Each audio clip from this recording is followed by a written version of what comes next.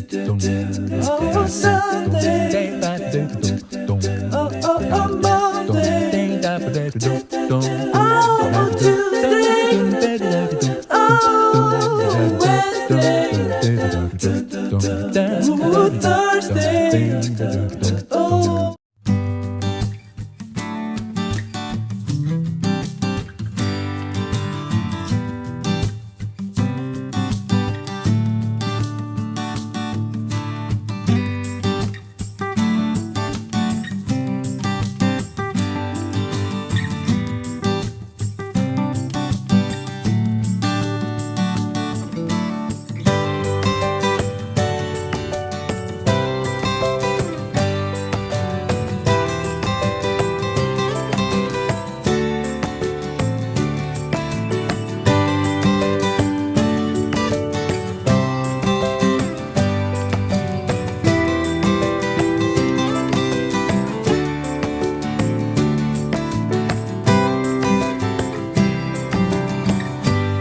Bye.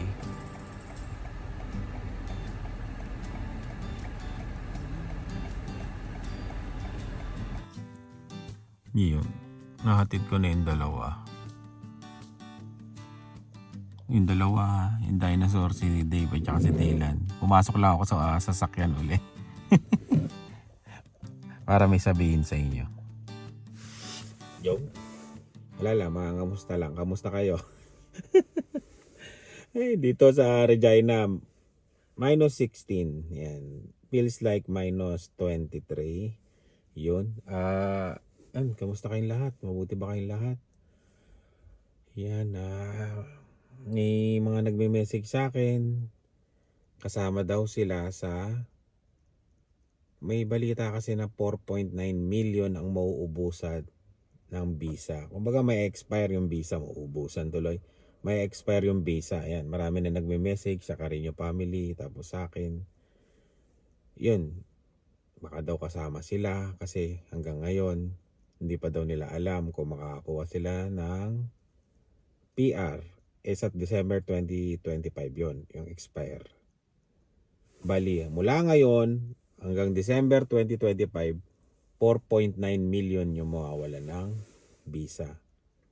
Depende na sa'yo kung mag-extend ka, kung makakakuha ka ng extension. Depende na rin sa'yo at makakakuha ka ng PR. Ayun. Halo-halo na yon. Student, worker, tourist, yon. Ganun. Kaya malungkot. Pero kailangan may pag-asa pa rin, di ba? Gawa ng paraan, research pa rin. Kung 1 taon na lang, research pa rin. Huwag mo mawalan ng pag-asa. Yun, sabi ko sa kanila, huwag mo mawalan ng pag-asa. Ayan, nabubulol pa ako. Kasi ginising naman ako kanina ni Lani, nagpahatid siya. Ayan, kaya yun, 6:50, inatid ko si Lani. Ayan, Uber driver ako ngayon. Pre-Uber driver. Ano pa ba yun? Sabi nga nung sa balita kailangan daw umalis sila ng kusa kasi nga 'di ba? Kailangan mong umalis ang kusa kung hindi may i-hunt daw sila, may ganun, parang siyempre sasabihin na umalis sila. Kailangan umalis sila ng voluntary, yun yung sabi ng sa balita. Kaya malalaman until 2025 kung iniisip ko lang 4.9 million, grabe no, ang dami.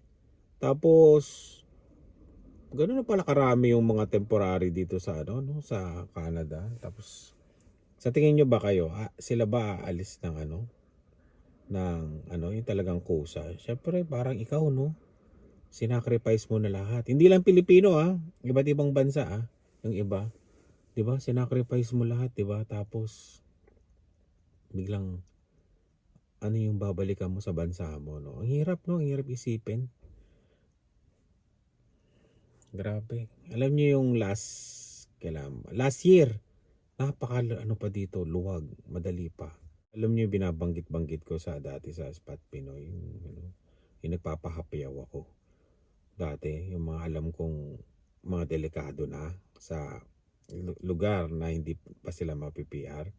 last year, nagpapahapyaw na ako sa Spot Pinoy yun. Dito, medyo okay pa, ganun. Maano pa talaga. Pag sinabi kong okay pa, meron pa talaga. Ayun. Yung iba, nag-message. Yung iba, hindi. Ngayon lang sila nagme-message yung iba. Sayang, ang dami dati pa. Ngayon, wala na. Napakahirap na ngayon. Kumbaga, dati mahirap pa naman pero meron pa. Pero ngayon, talagang lahat na ng mga kakilala ko, kontak ko, tinanong ko, talagang mahirap na talaga ngayon. Napakahirap na. Talagang meron pa rin meron. Pero talagang, Diyos ko po, talagang mahirap na. Talagang, ewan ko, talagang mahirap na ngayon. Kaya kanya-kanya kasi lahat na. Sipin mo, 4.9 million yon, di ba? Lahat yon nag-iisip. Di ba? Na pumunta sa Saskatchewan, pumunta sa Atlantic, yung mga dating madadali. Yun. Kaya yun. Mamaya na, usap na lang ulit tayo. Pasok muna ako sa loob.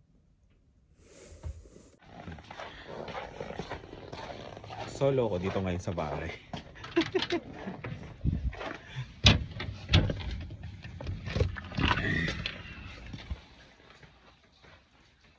Kaya gusto ko lagi sa bahay.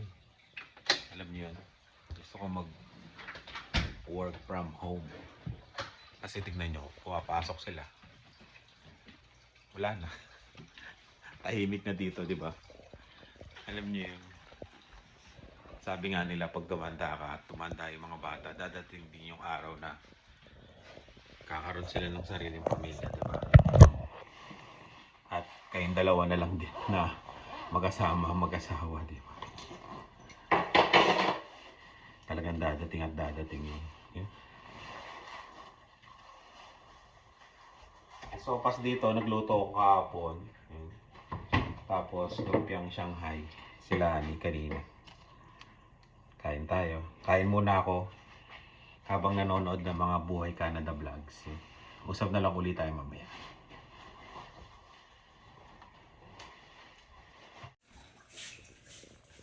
Yung.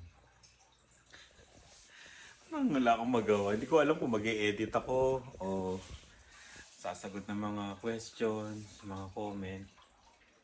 Nakaupo lang ako dito, tapos nanonood ako ng TV. Pagtingin ko, 10:30 na kaagad, nakaisang oras kalahati na kaagad, di ba? Bilis ang oras pag nandito sa bahay, no? Grabe. Pero pag nasa trabaho ka, napakatagal. Inip na inip kang umuwi. Alam mo yun? Ayun. Pero may papakita ako sa inyo. Tignan nyo. Sipin nyo yung nilaglag na snow. O, di ba? Ganyan kataas yung snow na nilaglag. Ayun, no? O. Grabe, no?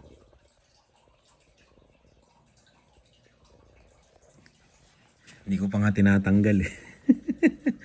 Lilinisin sana yan eh. Pero wala naman masyadong kukunin dyan. Pabayaan yan. Pero nakakatawa, di ba? Oh?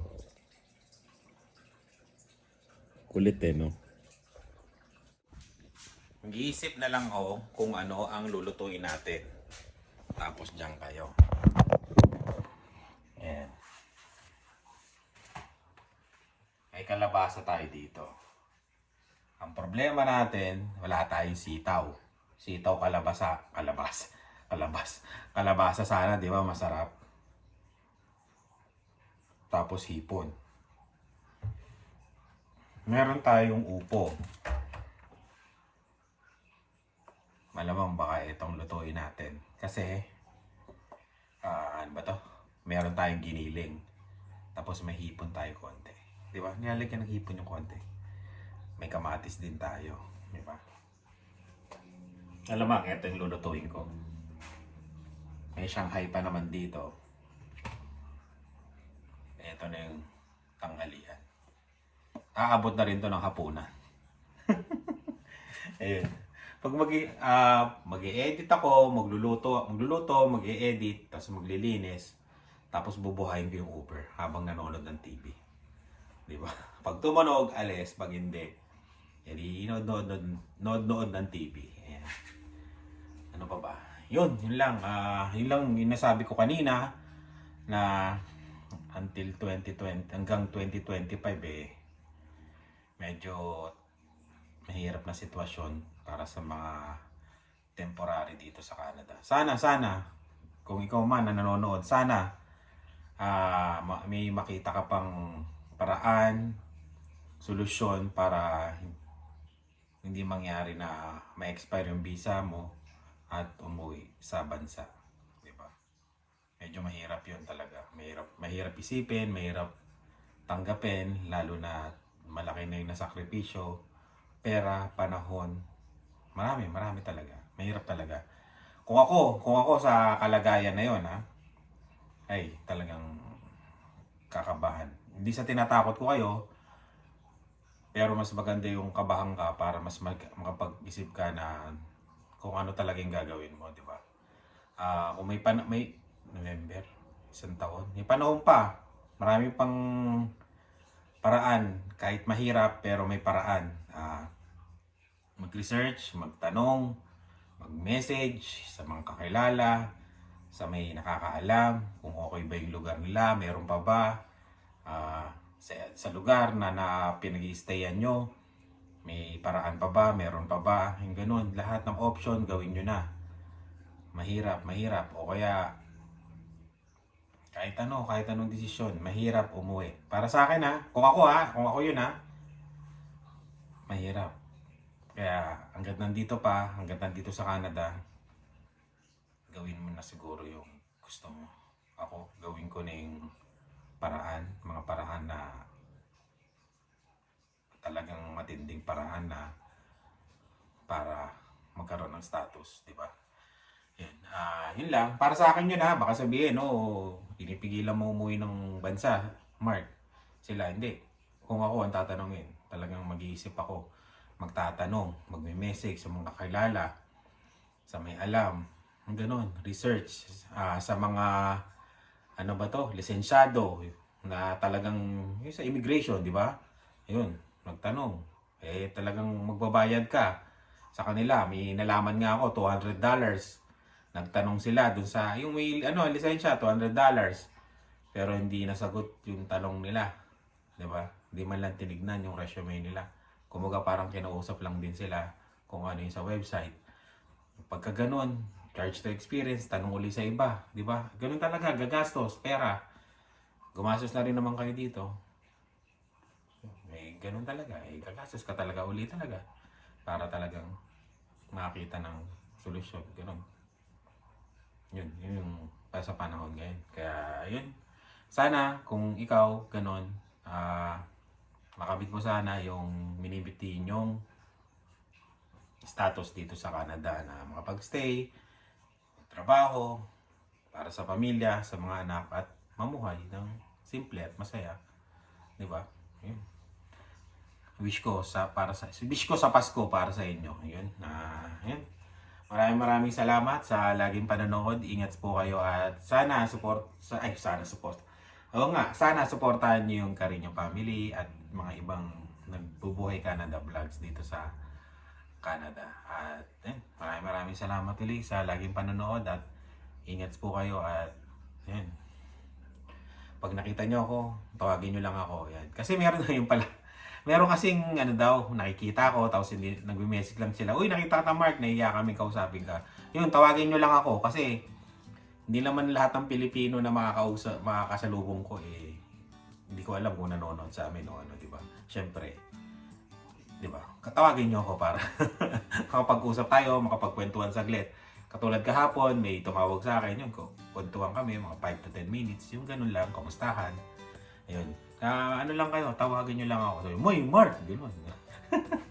Kaya yun, maraming salamat sa laging panonood. Ingat po kayo at tuloy lang ang pangarap dito sa Canada. At yun, dasal. At sipagan. Yun. Ingat. Bye!